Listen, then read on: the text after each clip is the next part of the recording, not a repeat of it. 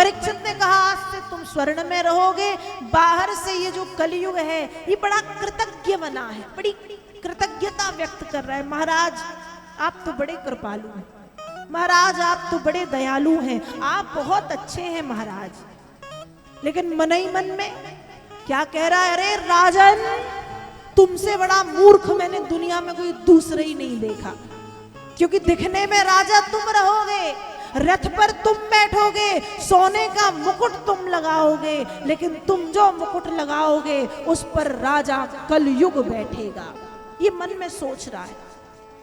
परीक्षित ने स्थान दिए, परीक्षित वापस अपने महल में आए और आज परीक्षित के मन में बात आती है कि जरा देखें तो हमारे दादाजी हमारे लिए क्या छोड़ के गए हैं। अपार धन संपत्ति, और उस अपार धन संपत्ति में एक सुंदर सोने का मुकुट, जो मुकुट था जरासंध का, और जरासंध का मुकुट छीना हुआ। जब भीम ने जरासंध का वध किया तो जरासंध का बेटा था सहदेव, उसने कहा ये हमारे पिता की धरोहर है हमें दो, पर भीम जबरन छीन करके ले आए छीना हुआ मुकुट। जरासंध का तो पहले से अवगुण भरे थे, और जब परीक्षित को मुकुट पसंद आया और परीक्षित ने धारण किया तो उस छीने हुए मुकुट में कलयुग आकर के बैठ गया। और परीक्षित का मन हुआ कि आज मुझे शिकार खेलने के लिए जाना है। शिकार करने के लिए परीक्षित जंगल पहुंचे। शाम का समय हो गया, भूख और प्यास लगाई। जब भूख प्यास से व्याकुल हुए तो जंगल में समीक ऋषि का आश्रम था। शाम का समय था, शाम का समय वैसे ही पूजन का, वंदना का, पाठ का, आराधना का होता है। शाम का समय जो है 6 बजे से लेकर के 7 बजे का समय, इस समय में व्यक्ति को आरती करनी चाहिए। हम सनातन धर्मावलंबी 6 बजे से 7 बजे का समय जो है, इस समय में हम भोजन नहीं करते, इस समय में हम किसी अन्य क्रियाओं में लिप्त नहीं होते, कोई दूसरे कार्य नहीं करते, सोते नहीं हैं। इस समय में हम दीपक जलाते हैं, भगवान की आरती करते हैं, घरों में रामचरितमानस का पाठ किया जाता है, क्योंकि ये गोधूली बेला का समय है। तो शाम का समय है। परीक्षित को भूख लगी और समीक ऋषि ध्यानस्थ हैं, अपने वंदना पूजन पाठ में व्यस्त। समीक ऋषि के आश्रम में परीक्षित पहुंचे तो देखा ऋषि आंखें बंद करके बैठे। अब सिर पर कलयुग सवार है। परीक्षित को लगा ये जो ऋषि है ये मुझे देख करके ढोंग कर रहे हैं। इन्होंने आंखें बंद कर ली, सिर पर कलयुग था। थोड़े देर परीक्षित खड़े रहे, लेकिन जब शमीक ऋषि की नेत्र बंद ही दिखे तो वहां पर एक तक्षक जाति का मरा हुआ सर्प पड़ा था। परीक्षित ने वह सर्प उठाया, उठा करके समीक ऋषि के गले में डाल दिया।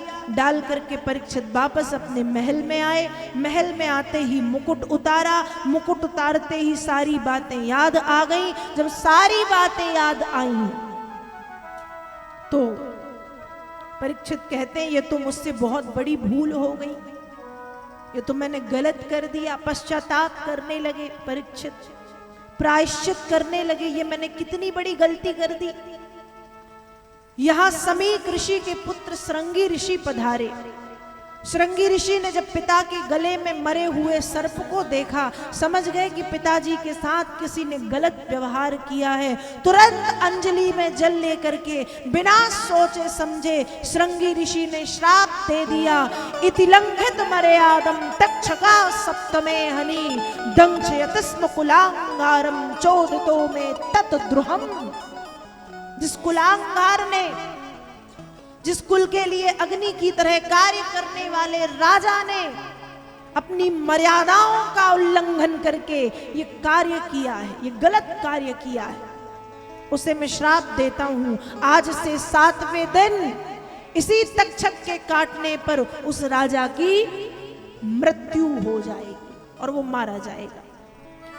जैसे ही समीक ऋषि ध्यान से उठे, पता चला मेरे पुत्र ने परीक्षित को श्राप दे दिया है। समीक ऋषि ने कहा कि आपने ये गलत किया, क्योंकि परीक्षित ने जो किया किसी कारण से किया होगा या अनजाने में किया होगा, जानबूझ करके नहीं हुआ होगा उनसे। पर अब आपने श्राप दे दिया है, इसलिए समीक ऋषि के शिष्य हैं कुरमुख, कुरमुख नाम के शिष्य को बुलाया और कहा कि परीक्षित के पास में जाओ और उनसे जाकर के कहो कि आपको श्राप मिल गया है, 7वें दिन तक्षक के काटने पर आपकी मृत्यु है, इसलिए अतिशीघ्र आप अपने कल्याण का मार्ग ढूंढ लें। जैसे ही परीक्षित को पता चला कि मुझे श्राप मिला है, तुरंत राज चिन्ह त्याग दिए, साधारण से वस्त्र धारण करके अपने पुत्र जन्मेजय को राज्य गद्दी सौंप करके सम्राट कर्मयोगी परीक्षित पतित पावनी मां गंगा के पावन तट पर चले आए। जब मां गंगा के पावन तट पर आए, बड़े बड़े ऋषि मुनि मां गंगा के तट पर विराजित हैं। किसी ने कहा महाराज योग करो, किसी ने कहा यज्ञ करो, किसी ने कहा तपस्या करो, किसी ने कहा ये करो, किसी ने कहा वो करो। लेकिन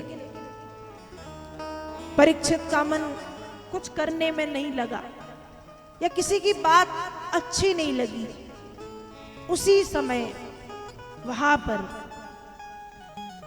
16 वर्षीय परम सुंदर परम अवधूत तम दुयष्ट वर्षम सुकुमार पादम, 16 वर्ष की जिनकी उम्र है, देखने में जो परम सुंदर है, जिनकी भुजाएं उठी हुई हैं, जिनकी छाती चौड़ी है, जिनके गाल लाल लाल हैं, जिनकी आंखों में तेज है, चमक है, जिनके ललाट में भव्यता है और जिनके घुंघरारे घुंघरारे बाल हैं, परम सुंदर, जो देखने में बड़े सुकुमार से हैं, बड़े नाजुक हैं, बड़े कोमल हैं। श्री सुखदेव जी महाराज का वहां पर आगमन हुआ।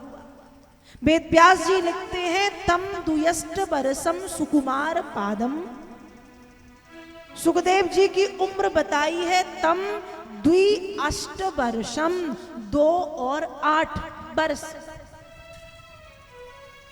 अब यहां पर 2 और 8 को यदि जोड़ो तो 10 होता है, यदि गुणा कर दो तो 8 दूनी 16 होता है, और पहले 8 और फिर 2 लिख दो तो 82 वर्ष होता है। तो कहा कि सुखदेव जी महाराज की उम्र कितनी है, 16 वर्ष है, 10 वर्ष है या 82 वर्ष है।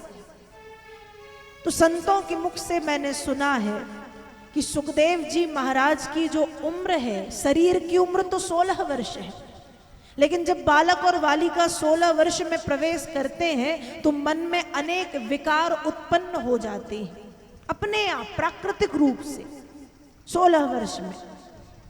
तो शरीर की उम्र 16 है, लेकिन मन की उम्र 16 नहीं है, मन की उम्र 10 वर्ष है, क्योंकि 10 वर्ष का बालक जो होता है, 10 वर्ष के बालक और बालिका के मन में किसी प्रकार का कोई भाव नहीं होता, वो निश्चल निष्कपट होते हैं। तो शरीर की उम्र 16 वर्ष, मन की उम्र 10 वर्ष, और कहा जो ज्ञान की उम्र है वो 82 वर्ष के वयोवृद्ध जितना ज्ञान। ऐसे ज्ञानी सुखदेव जी वहां पर पधारे हैं। राजा परीक्षित ने उनका दर्शन किया, देखते ही चरणों में साष्टांग दंडवत प्रणाम किया। सुखदेव जी महाराज समझ गए, उठा करके परीक्षित को खड़ा किया। परीक्षित ने सारी बातें बताई कि महाराज मुझे श्राप मिल गया है। तब सुखदेव जी महाराज ने कहा कि हे राजन, अभी तो तुम्हें उस तक्षक जाति के काले नाग ने डसा नहीं है, काटा नहीं है। यदि वो तक्षक जाति का सर्प तुम्हें काट चुका होता, उसके काटने के कारण तुम्हारी आंखें नीली पड़ गई होती, पलट गई होती, चढ़ गई होती, तुम्हारे नाखून नीले पड़ गए होते, तुम्हारे ओंठ नीले पड़ गए होते, तुम्हारे रक्त में रक्त के साथ साथ विष भी बहने लगता, और उस अवस्था में भी यदि तुम मेरे पास आते और कहते कि मेरा कल्याण करो, तब भी मैं तुम्हें कृष्ण चरित्र सुनाता और तुम्हारा कल्याण करता। लेकिन अभी तो तुम्हारे पास 7 दिन है राजन, आप मुझे 7 दिन दो, मैं आपको एक सदगति प्रदान करूंगा। और आप चिंता ना करें, आप श्रीमद् भागवत की पावन कथा श्रवण करें। उस समय मां गंगा के पावन तट पर, मां गंगा के दक्षिण तट पर उत्तर दिशा तरफ मुख करके सुखदेव जी एक उच्च आसन पर बैठे हैं। परीक्षित उनके चरणों के पास अंजलि बांध करके कुशा की आसन पर विराजमान हुए हैं। और फिर सुखदेव जी महाराज ने सम्राट कर्मयोगी परीक्षित को श्रीमद् भागवत की पावन कथा सुनाना प्रारंभ किया है।